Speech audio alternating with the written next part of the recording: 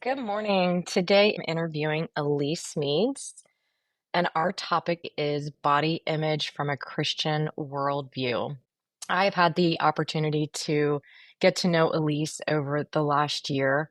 She is a counselor. She specializes in Christian counseling. And today we're just going to pick her brain on her own journey with body image and eating disorders and what that's looked like and meant for her. And I'm just looking forward to hearing her wisdom on the topic. So good morning, Elyse. Good morning, Tina. How are you? I'm good. I'm looking forward to this conversation today. So to get started, why are you so passionate about body image and eating disorder treatment? Well, I believe that body image and eating disorders are a front to a lot of underneath hurt that people experience throughout their lifetime. And this hurt could look like a large trauma or it could look like small paper cuts over the course of their life. Me personally, I have had experience where I've had a low body image.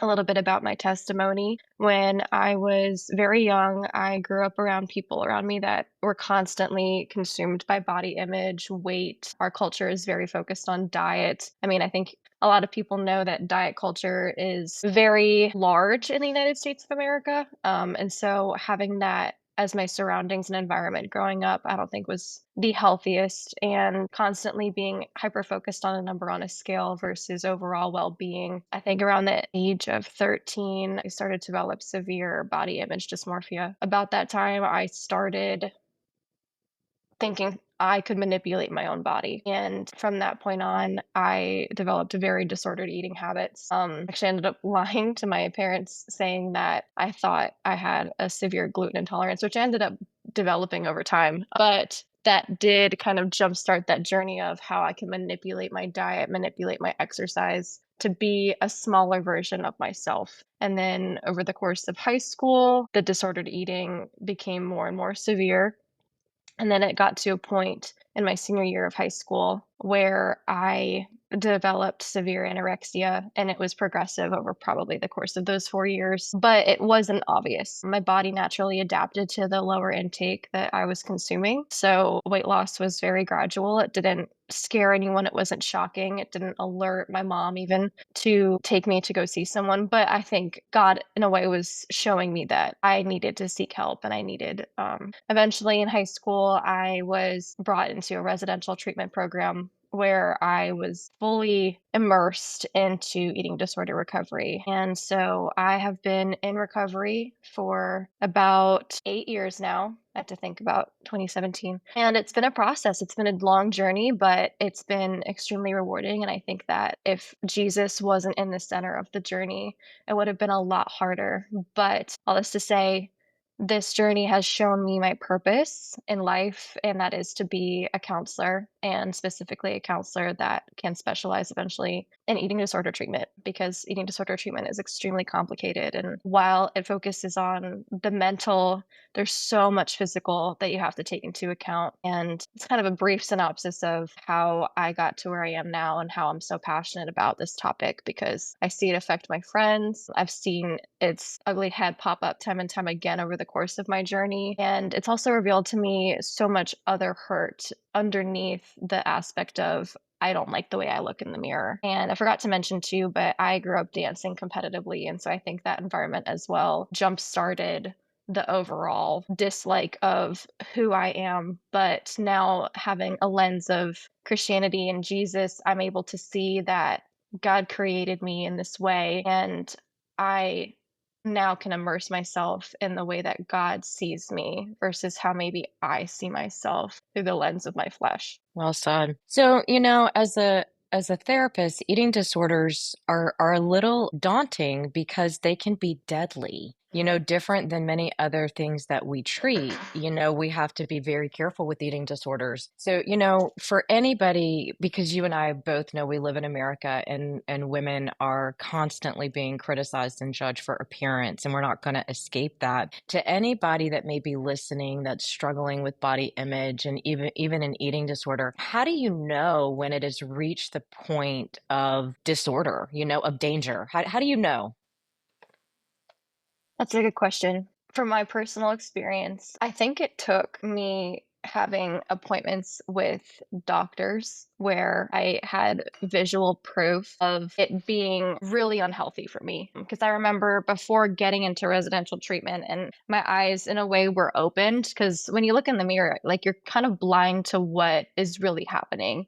You're so focused on the behaviors that you are like committing every single day. And it's a coping skill. It's not even initially always like, I want to be skinny. Sometimes it's, I want to be numb. And so when I started actually seeing visual evidence, like on medical writing, like saying that, okay, I had brachycardia. So my heart rate was never going above like 50 beats per minute. And then at one point it got down to like 46, and having somebody from a medical worldview coming to me and saying, hey, this is really dangerous, or hey, you have onset osteoporosis. Or my mom, she did this where she took pictures of me without my face in the picture and it was just my body. And so my face wasn't in there and I could see just a body without the head. And that also was very eye opening because I was like, whoa, I don't see that. That's not what I see in the mirror. Like my eyes don't replicate that picture that you're showing me that doesn't even look like me. But it was that breakthrough of, oh my gosh, that is me. So I think it can start disordered eating wise as I'm going to start calorie counting because that's like a danger zone of, okay, how are you using those types of apps on your iPhone? Like there's My Fitness Pal, there's My Calorie Counter. Like, I mean, I think there's so many applications now where you can track what you're eating. If you're tracking it in a way that is sustainable and your body is responding well to it and it's not extreme weight loss, like 4 pounds a week, even 2 pounds a week is pretty extreme.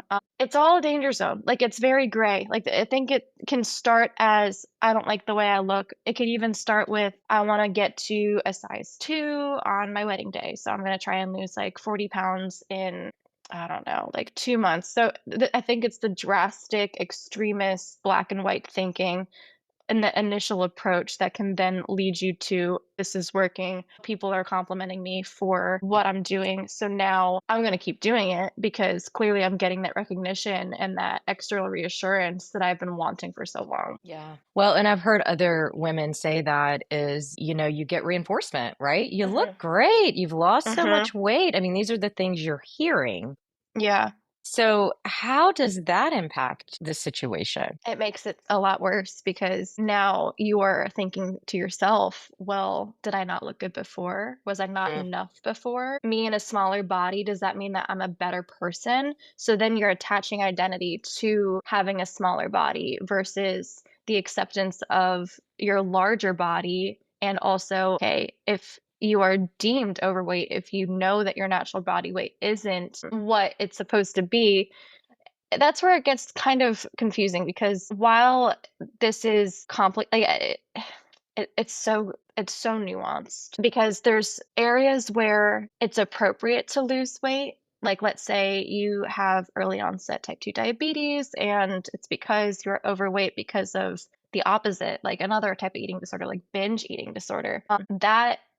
That's where it gets very complicated in eating disorder treatment too, and it's complicated also in like an inpatient setting or a residential setting or even a partial hospitalization setting because you're in a large body and you're surrounded by a lot of smaller bodies. And then our culture is also very smaller body focused, and fat phobia is a real thing in our society in America too. So, to answer the question, I think bodies themselves are so fluid. And because they change so much, I think there's moments in life where you will weigh more and there's moments in life where you will weigh less. But it's about how you're nourishing yourself. And if you're starving yourself and in return, you're becoming smaller because of your own manipulation, and then people start complimenting that, they're not truly seeing what's underneath the smaller body. Well, and you have mentioned before that eating disorders, negative body image really reveals a more hidden insecurity, and Yeah. even a misplacement of identity. So, what does that mean? What does that look like for you? Before I sought treatment,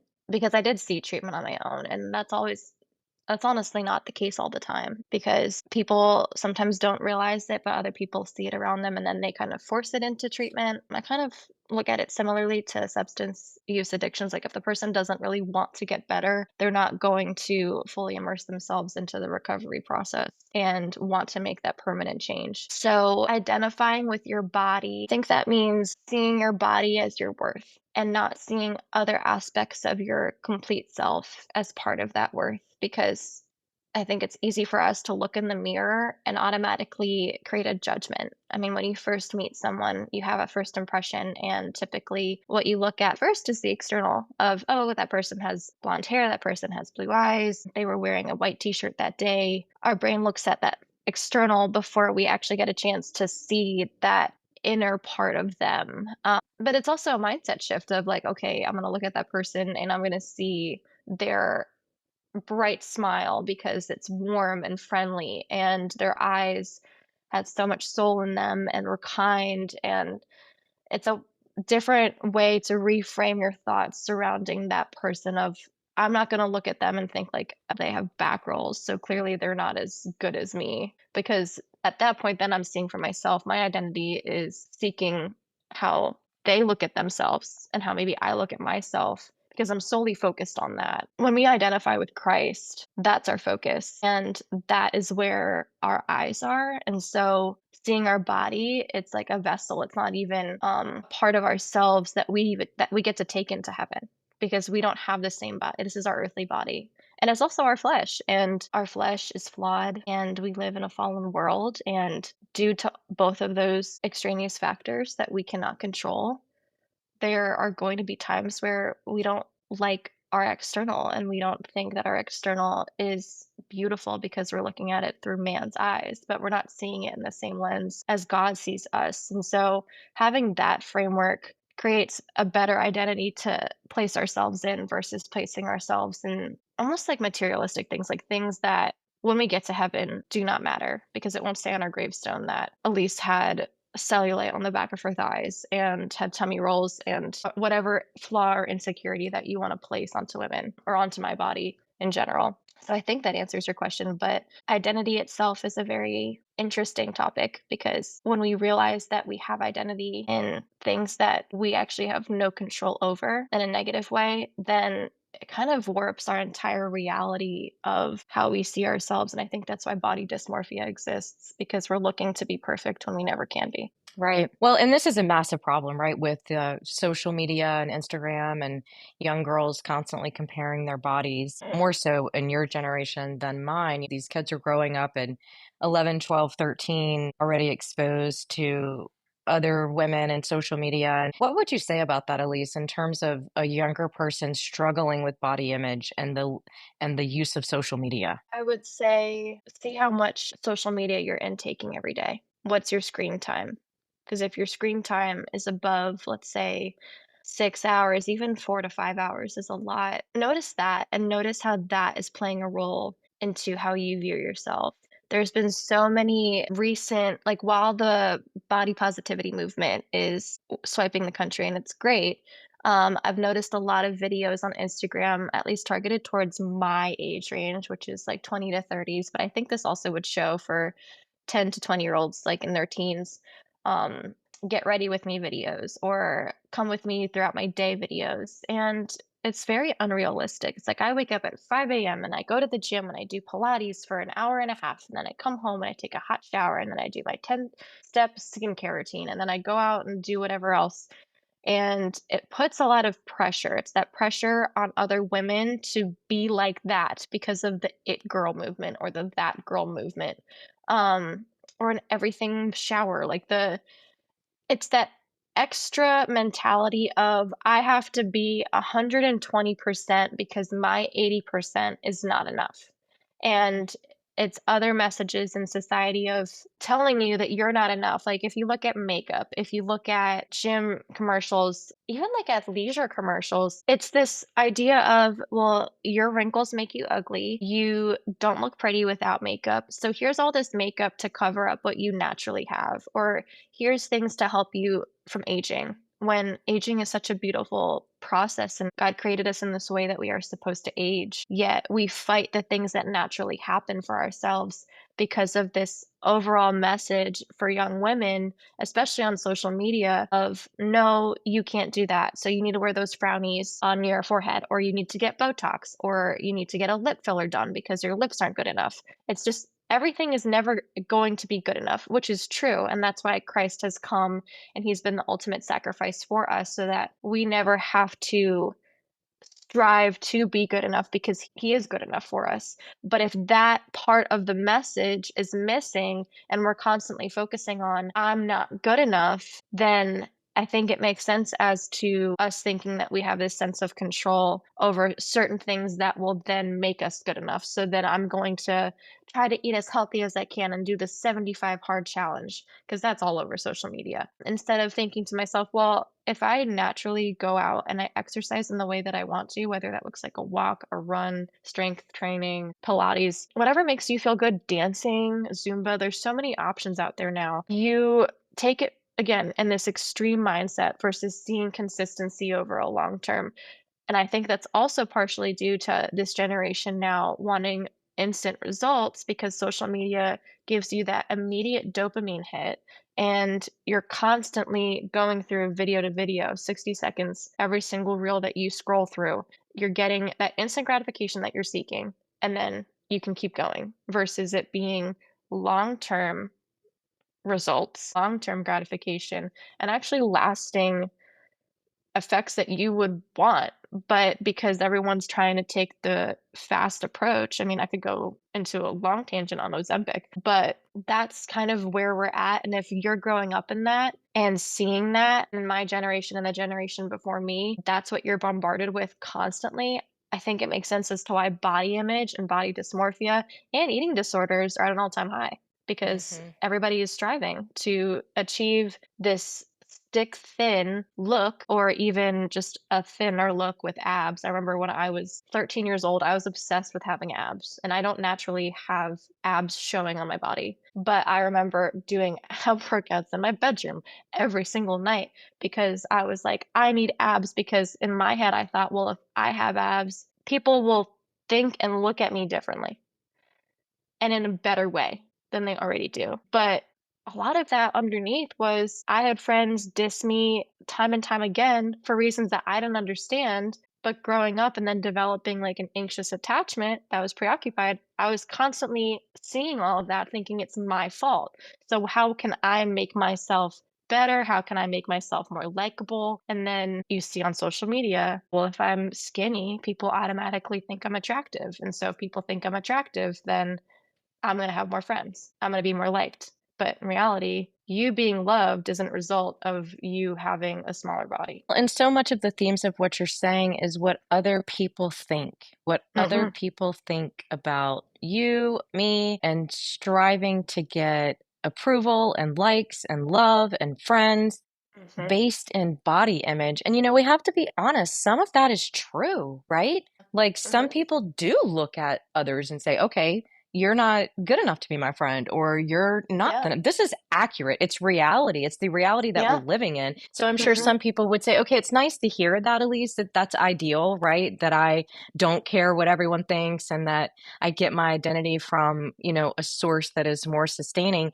But then the next step is how did these women, and us included, live in this world where reality is what it is? You know what I mean? Like, how do we mhm. hold those two? How are we healthy in that kind of environment? What would that even look like? Yeah, that's a good question. Balance and understanding how we got to this place maybe is a helpful tool to look at of there is the balance of I can nourish myself well and I can go and get crumble cookies. And there's the balance of I'm not always going to like the way I look and I am going to feel insecure.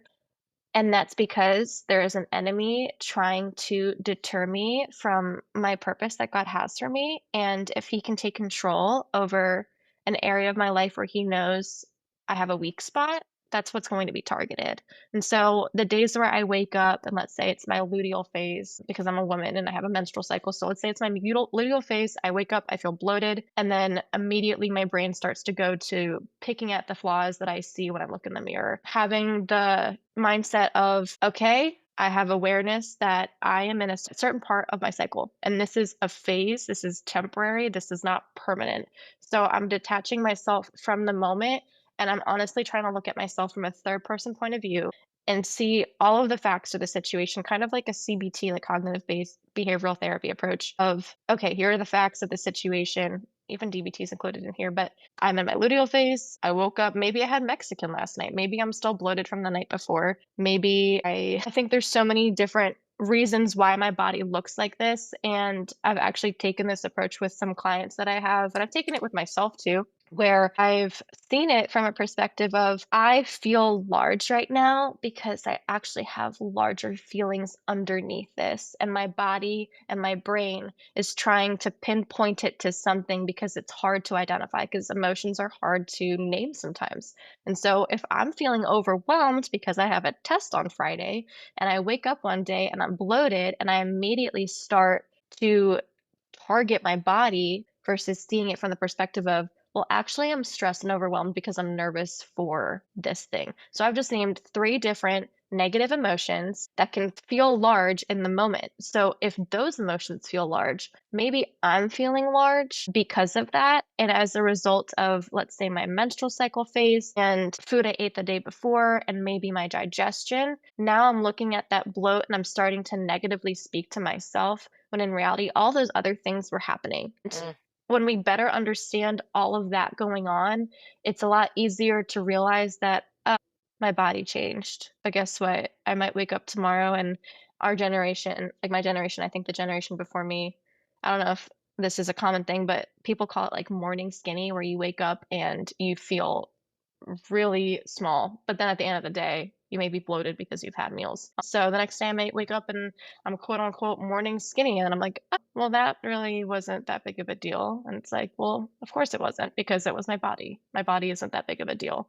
So that taking the emphasis off of my body and focusing on all of the other parts of me that are occurring at the same time. And that's partly, I think, the way that you can approach it of, yeah, it is hard to not have so much emphasis on your body because it's right there. It's a huge vessel that God has gifted us with. Yet we constantly bash ourselves for things on our body that we don't like. And a lot of that too is because of comparison, of looking at our bodies and thinking like, well, I'm not good enough because that person's got skinny legs and like that person's got big boobs and that person's got a nice butt, or like there's just so many things as women that we constantly look at other people and we're like, wow, I wish I had that, because then we're not in that gratitude mindset. But I think once you start just shifting your approach mentally of, okay, my body feels this way today, what are the other things going on in my life that could be a result of why I'm feeling this way, might be helpful versus trying to go into that whole self-love, I love myself movement, because I don't think that's realistic either. You have made the comment that so many people struggle with body image and don't even know it. Mhm.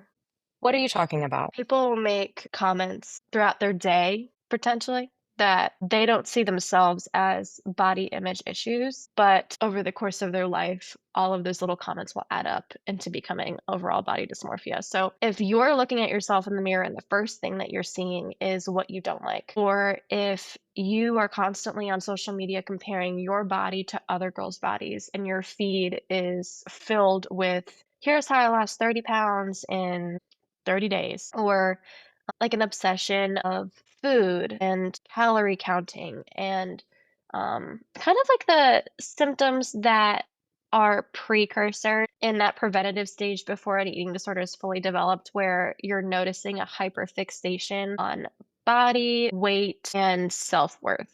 So if you have low self worth, it might make sense why you're constantly in the gym because you're trying to achieve whatever physique that you are imagining will fulfill you. So I think maybe like a lack of self fulfillment, lack of self worth, and an obsession over physical parts of yourself kind of gives me the indication that maybe there's some body image issues and maybe some body dysmorphia that's existing without you fully realizing it. I think that's part of my own testimony. Like I noticed that over time. I think if you're in environments where your body is constantly criticized and maybe not necessarily for how it looks, also for how it looks, like when you're taking ballet, I was a ballerina.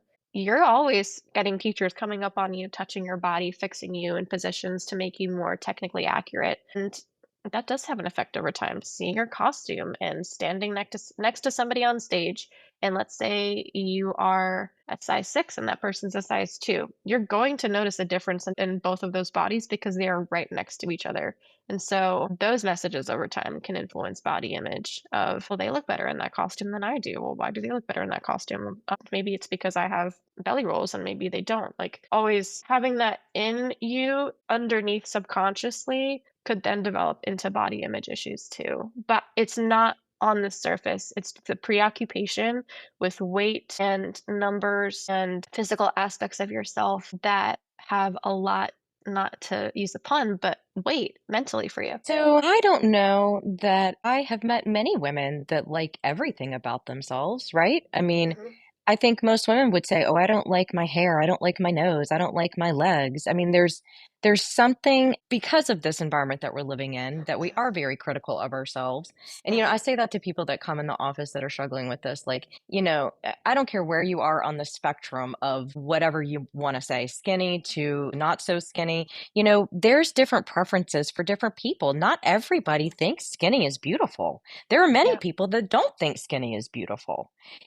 So it's like accepting that while we may think that that's a bit of a projection as well. You know what I Mhm. mean? You guys can't see Elise, but Elise is a beautiful girl with lovely curves. I mean, you're never going to be a stick, but No. many people are look at you and think you're absolutely beautiful. I mean, you are, whether you know it or not. You know what I mean? And so to hear you say your journey has been looking over at somebody that's skinnier and thinking that's more beautiful, to me, that is a distortion. Yeah.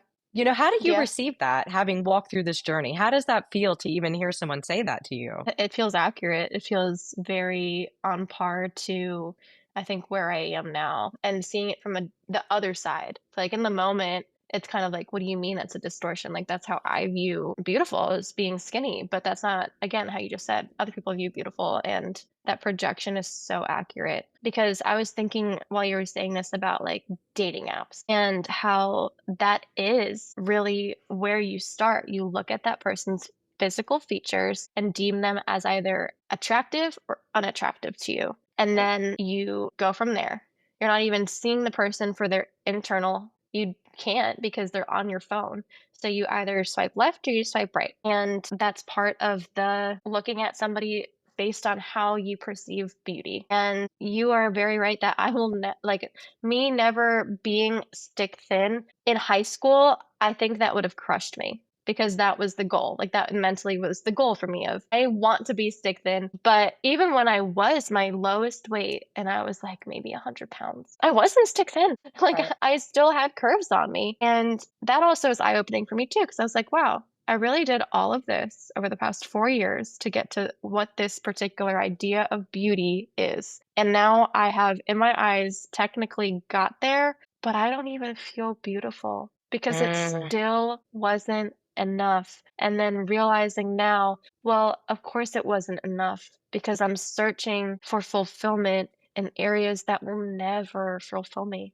And so now, mm, if I think about how I've come even beyond starting my recovery journey, because I did have a relapse point my sophomore year of college, it wasn't to the extreme that my initial me going into treatment was, but I went into my freshman year. My body was still adjusting to everything, and my eyes felt like out of control. And then also dove into some binge eating habits with restriction on the back end. And this was all before I met Christ, but still trying to seek that fulfillment of like people will view me differently. Like it's that same mentality that was still in the far back of my brain because of that new environment that I was in and like constantly seeking that external reassurance, that level of affirmation that only I can give myself. And also seeing my body as this like almost like putting it on a pedestal because you're putting your body at a high level of authority kind of, and mm, so, in a way, I think that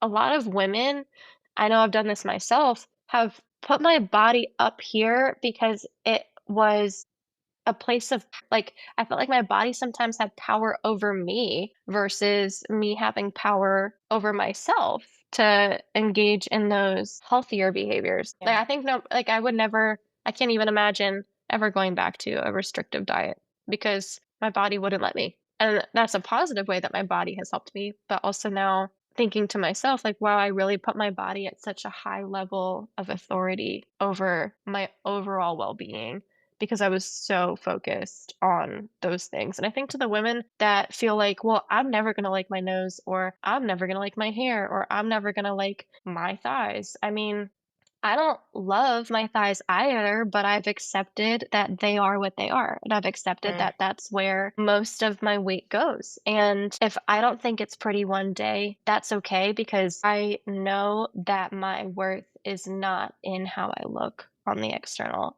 And I know that if you know me and you know my heart, you know that the beauty doesn't need to be just on the outside to actually see the kind of person that I am. You know, you saying it still wasn't enough just really resonated because I think when people start this journey, they never think they're going to be in an eating disordered residential treatment facility, right? I think your point is something I would like for others to hear is you think you're going to arrive. Like you think Mhm, I'm gonna get skinny and I've arrived. Like I did it. mhm, I am now mhm. perfect. I am now beautiful, but that's not actually reality because then it's the next thing. Okay, now I'm Yep. skinny, but now I need to tone. Now I need to go lift weights and get strong arms, or now I need to go, and get a different procedure done. No matter what you did, you still didn't get what you wanted. Yeah, I didn't. And so And yeah. yeah, and so, it's so cliche of us to say, just get your identity in God, right? Like, I had to get my identity in God. And so for somebody that may be listening that isn't walking with Christ, that doesn't know what that means, they may just dismiss that, like, okay, that sounds great, but what does that really mean? How did the Lord heal you?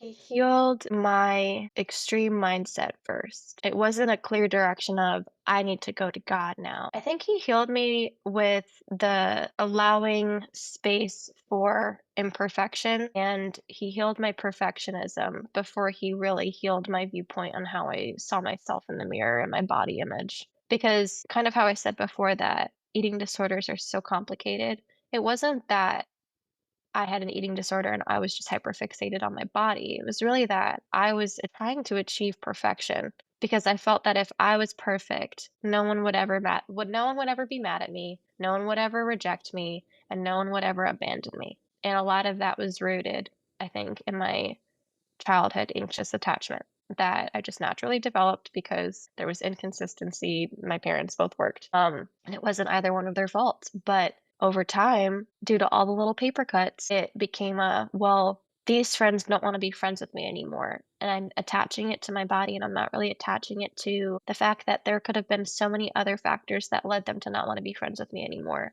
But thinking that I had to be perfect so that I could be chosen, that was the first step that I think God healed me. And then eventually, because I didn't get to Christ like right in the middle of my recovery. Like I didn't really know Christ until probably I was 21 years old, and I went into recovery at 17. So that whole gap, I didn't really know God, but God was still working in my life to show me eventually that Christ was enough for me. And in the beginning, it was okay, let's have therapy work here and start to take away that sense of worth surrounding my external and looking at the perfectionism and looking at the other fears that were underneath, and like I guess in CBT language, like core conflict. So what are the things inside of me that came up from childhood that are still showing up now in my life. Mm. And that was feeling like I was never going to be good enough for anybody. And then having that reflect in romantic relationships because always trying to seek perfect partners.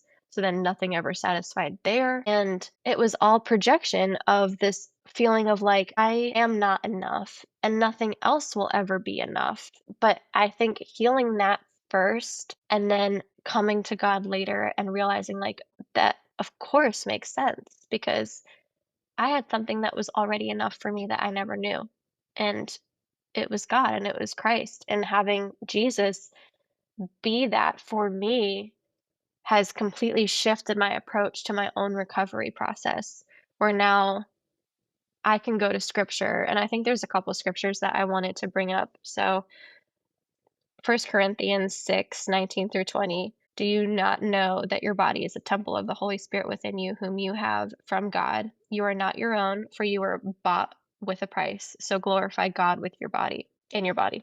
And so reading that, I'm thinking to myself, if my body's a temple, I can't hurt my temple because my body is not mine, it's God's. And it was bought with a price. It was bought with the sacrifice. Like we're about to enter into Easter season. And so I think Easter every year hits harder because it's the I was bought with that ultimate sacrifice, and so treating my body with disrespect looks like me not fully appreciating my body, me picking at my body, me wanting a different body, me being ungrateful for what I do have, me manipulating my body, starving myself, restriction, overeating too.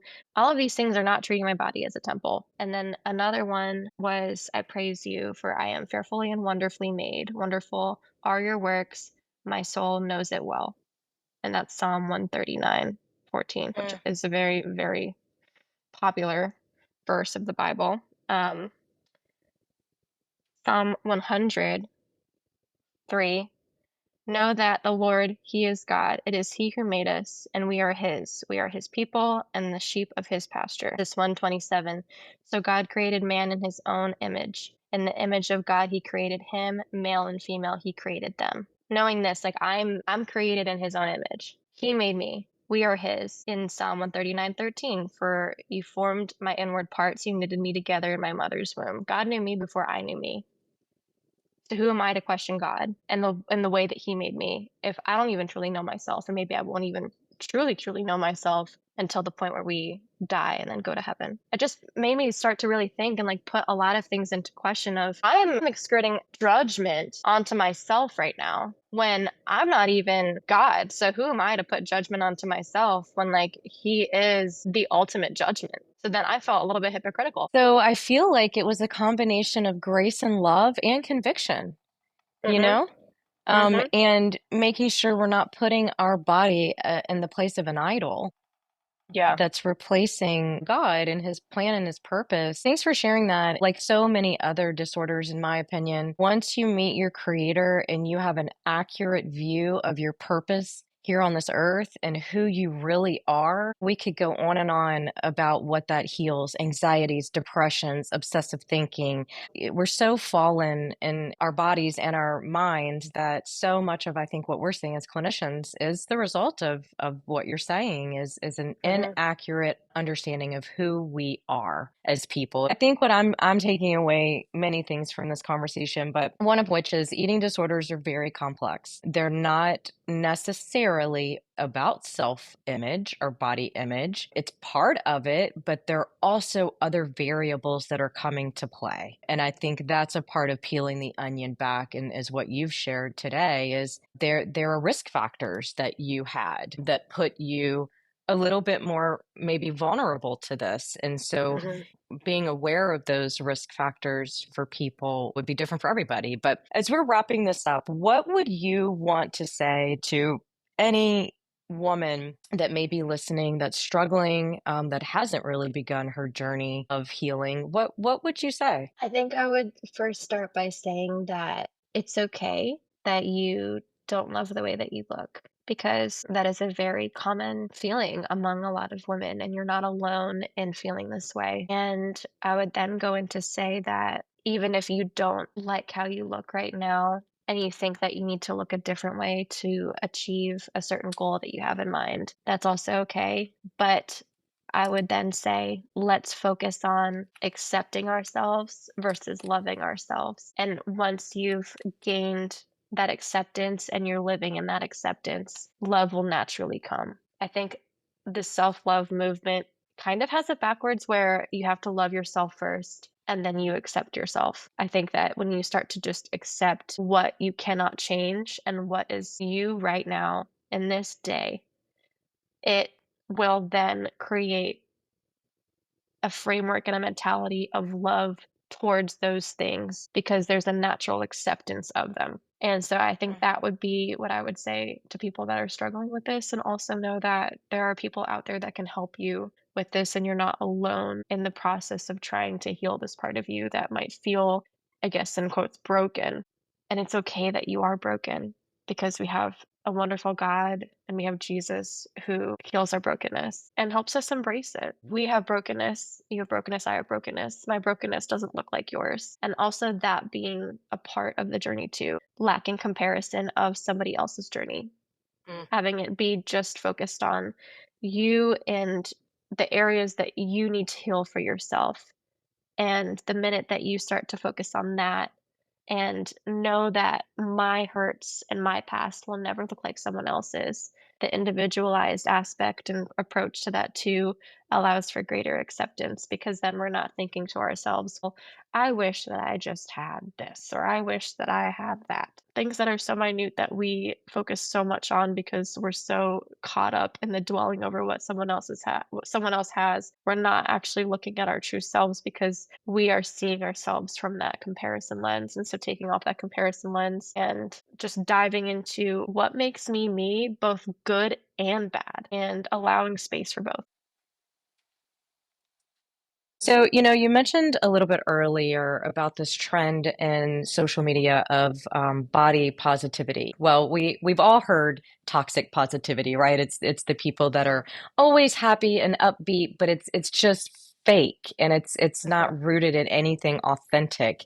And we call that toxic because it's living in a non-reality, right? So, what's the parallel in toxic body positivity? What are we talking about here? So we're talking about loving your body all the time, every day, all nights, throughout every single phase of life. So part of that is there's lacking room for life to happen, and partly for us in our humanity to not always like ourselves. I don't like myself every day. So having that framework of you have to like yourself all the time, and if you don't love yourself. That's really harsh. And that is not realistic. And so I think that's partly why maybe some women feel stuck and can't start on the journey of accepting themselves and their bodies, because they feel like they have to love themselves every single day, even when they wake up and they don't like the way that they look, or they can't fit in some jeans that they had 2 years ago. And then they start to create like a narrative in their brain of, it's me, I'm the one to blame here, versus so many other things that could be a part of